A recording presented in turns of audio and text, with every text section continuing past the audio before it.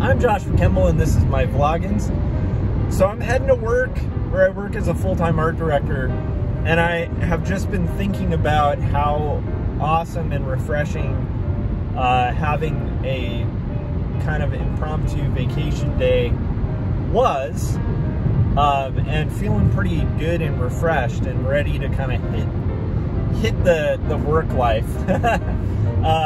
But also just thinking about how good it feels to actually make a little more progress on my book, and the fact that like now we're at a point where you know, Not Death But Love, the strange supernatural story of Elizabeth Barrett Browning, is really starting to get into the meat of the story, the big hook, the big thing that got me interested in kind of taking on this historical fiction graphic novel with my sister. And I think the big selling point, like the big thing that's gonna kind of be the unique part of this story about the Brownings that hasn't been told before, about these historical poets that, you know, are probably some of the most important poets of the Victorian generation. And like, honestly, it's an untold story, and it's really fun and really excited, and starts getting into seances and spiritualism and all sorts of fun stuff from the Victorian era that I love stories about. And this is where it kind of takes a turn from like a biopic to a more kind of like Sherlock Holmes like kind of story. And so I'm very excited about that. Like, there's mystery and intrigue, and we're gonna start introducing that. It's a very slow build. To me, it feels like a slow build, but another thing that's weird about comics, and this is what it got me thinking about, is the slow motion nature of making comics. So, to me, like, comics are a strange thing, and doing the craft of making comics is a very strange thing, because it takes years to make these things quite often. Sometimes, like, hopefully in this case, it'll only take a year to make the thing. But these things take a lot of time and a lot of effort and a lot of investment. And, I mean, hours and hours and hours and hours per page. You know, and that's if you're just illustrating it. Like in this case, you know, my sister has made the script. I'm just interpreting the script, translating it for the graphic novel medium, trying to kind of do justice to the vision that my sister, Lavender Vroman, had for the book.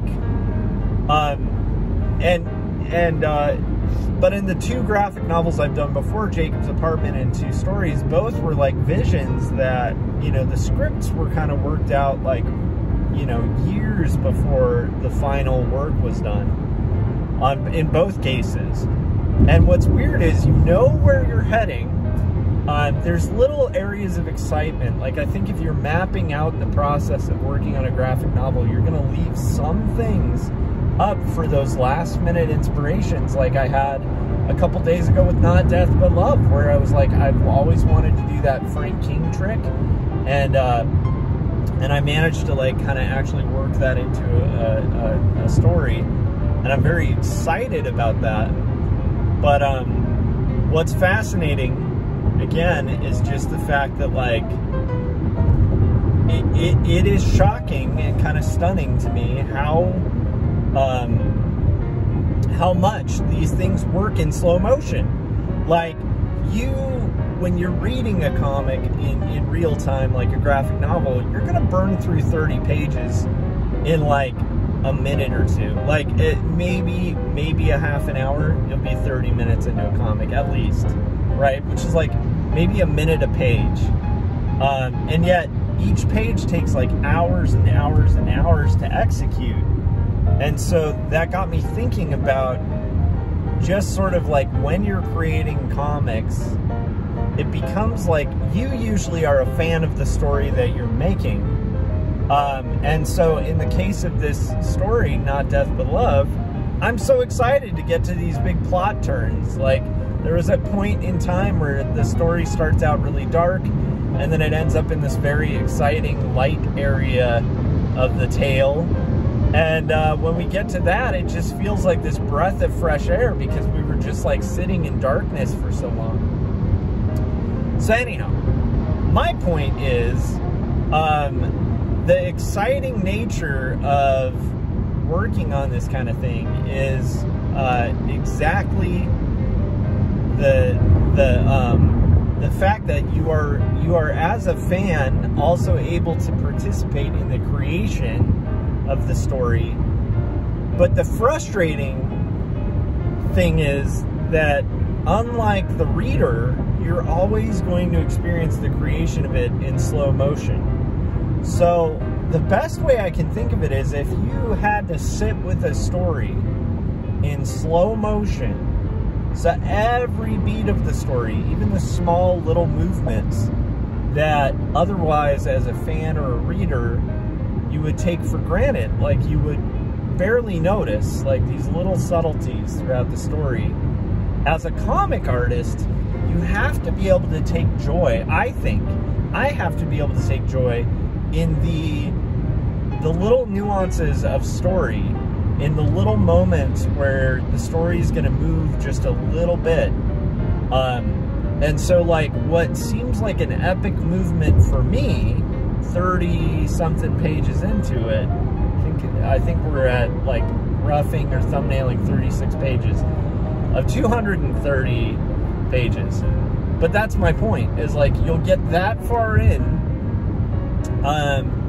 as a creator, and you know, every little page, that every panel that has like some subtle nuance to it feels like a revelation.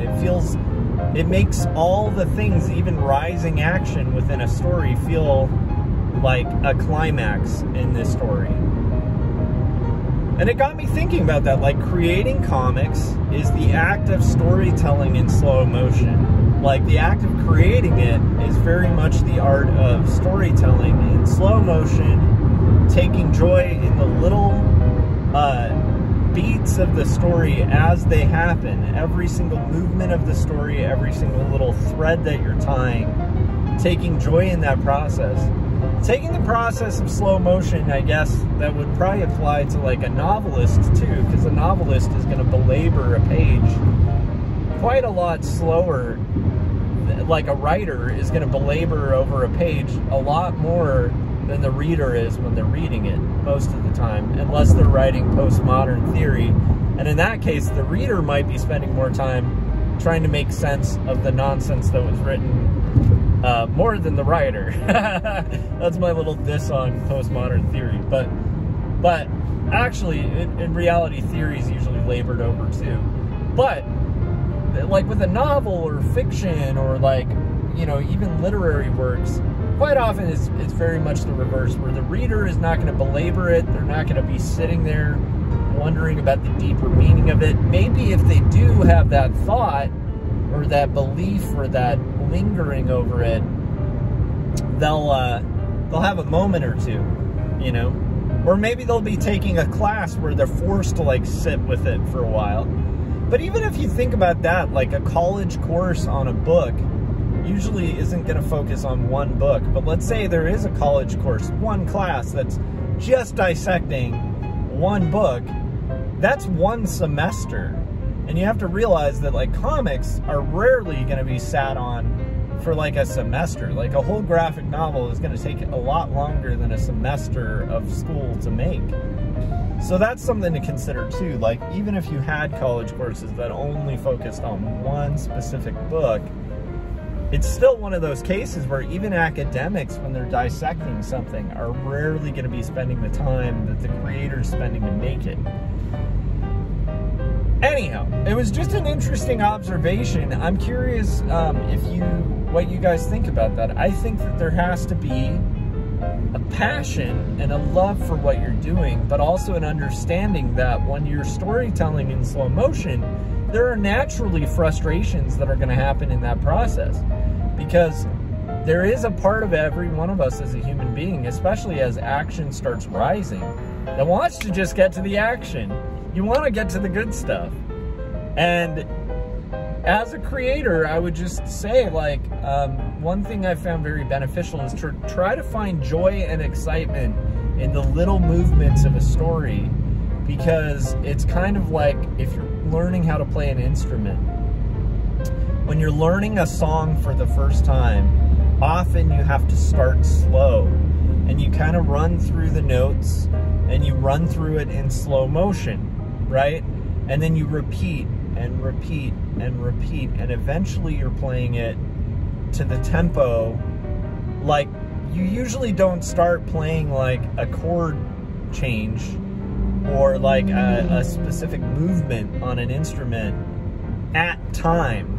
Like, you usually start slow, you repeat, you practice, you practice, you practice, and then you're able to play the full thing flawlessly to a point where people just will look at it and be like, wow, this is an amazing song, and almost think maybe you're some virtuoso who can just off the cuff like create this brilliance, not seeing the hours and hours of repeat, repeat, repeat, repeat, repeat, slow motion to fast motion. That's my only point. So I don't know exactly where this is going or how this will be beneficial, except that I think that if you're in that process and you're frustrated with the slow motion, just realize it is slow motion. And that's okay. You can almost look at it like The Matrix, where one of the advantages of slow motion, right, is when a bullet's coming, like in The Matrix, and like, let's just say that bullet could be a story error or a plot hole or, you know, like a problem with your story. When you're in slow motion, it's like, think about it like you're Neo in The Matrix. You're able to kind of bend back and like avoid those bullets, right? Because you're methodically storytelling. And when people see it in real time, they're going to be like, oh my gosh, Neo just dodged a bullet. Whereas, you know, if you're able to slow time like Neo, you're not really dodging a bullet, you're just kind of moving slowly out of the way. So that's what I'm saying is like great about working in slow motion. And if you're feeling frustrated with the slow motion, realize it's a superpower. It's a superpower. It's a superpower that we as creatives have with comics. And so that's one thing. The other is, you know, when you're working in a comic and you're feeling like, gosh, it's taking forever to get to this scene, don't forget that you are working in slow motion. And so you might feel like it's taking forever, but like, I have to remember that. Like, I've invested a couple months already into this book, and 37 pages in, that's gonna be a blink of an eye for a reader. And so for me, these things that feel like they're taking forever to get to, and I'm like, finally, we're at the part where we have this really cool, intriguing mystery introduced to the story. And it's like, no, this is all buildup, it's all necessary, and it's gonna give people the right emotion and feeling, because I got that emotion and feeling from reading the initial script. It's just that, like, when I'm working in slow motion, I can kind of forget that this is actually gonna be played in real time. And so anyhow, it's kind of like one of those things of like, when you're filming a movie, don't forget the beauty of the illusion at the end. Like, once the blue screen actually has the spaceship, nobody, I should say green screen, blue screen's dating me, but like, once the green screen's like filled in and all the SFX are added, people really will think you're fighting a dragon. But there's times where, as like an actor or as a person on a set, you're gonna get frustrated or you'll lose touch with the fantasy of what that final thing is gonna look like. And that's where I guess this can kind of wrap, is like, there's beauty to the imagination of the creator of comics. And don't forget that when you're working in slow motion. When you're working in slow motion, don't forget to imagine what the final product is going to be like in real time. And that's the start to like a really good practice for cartoonists, which I think is essential, honestly, not just for cartoonists, for anyone to succeed at anything. Don't forget the vision of the final. Like, what is this book gonna look like on the shelf? What is this story gonna read like for the reader? what is my final product going to look like? Because that little bit of imagination is going to be the carrot at the end of the stick that's going to get you from like first draft to fifth draft, from, you know, like thumbnail to rough to final. It's that ability to kind of get there in your head and in your imagination. So that's it for me for today on my vlog. But let me know what you think about the kind of weird part about creating. It doesn't even have to be comics, like creating art and the weird slow motion nature of something that will be read in real time. It's an interesting thing to me. I'm not sure exactly specifically what the arc or conclusion of this observation is, but I thought it was worth noting. All right, so that'll do it. I will tell you guys, and I'm going to be mentioning this on like every vlog and live stream for the next few days. I'm going to be at Long Beach Comic-Con September 3rd and 4th, and I'm really excited about it. I'm going to be selling copies of Jacob's Apartment and 2 Stories, my 2 graphic novels, as well as copies of my first comic book, Numb. And all of those I'll be selling, signing, and I also have no issue drawing in those books. I like to take my time when I sign and do like a nice sketch or drawing in the book. And so if you decide that you're in the Long Beach area or in LA County, Long Beach isn't a bad trip to make. I love Long Beach. It's the city of my alma mater. I got both my degrees, both my undergraduate and graduate degree at Cal State Long Beach, because it's the best art school in California. I hold to that. Obviously, you know, everybody's a little biased for where they went to school. But my point being, like, I'm really proud of Long Beach. I love Long Beach. I lived in Long Beach for a really long time. And I will tell you, if you're in the LA area and you're looking for a good weekend thing, go to Long Beach Comic-Con and stop by my booth, and I'll sign some copies of my work for you. It's a really good way for you to pick up the books, and also to just get in a conversation, or if you like these streams or whatever, it's a good way to meet up and just kind of like, I don't know, it's fun for me to put a face to your guys' names as well. Just because, like, I mean, I think about it, like, one of the funnest things about Toronto for me, like going to TCAF, was being able to go all the way to Canada, to like a different country, and meet listeners of the Artcasters and of this vlog, like people who followed me for years. I just get such a joy out of that, and honestly, I get probably as much out of it as you guys will, if not maybe more, because it's very meaningful to me that you guys spend your valuable time to kind of check out my stuff, support my work, and follow this stuff, and hang out with me while I'm making art. Anyhow, let me know your thoughts. If you haven't yet, pick up Jacob's Apartment, my graphic novel that's like, if you took Eternal Sunshine for the Spotless Mind and Ghost World and put them in a blender, and you like that flavor, it's that kind of feeling as a story. It is a story about the sorts of questions that can challenge even the strongest of faith, following 2 young adults in a slice of life narrative about life, death, dreams, and how our childhood pasts and childhood ghosts haunt our adult selves.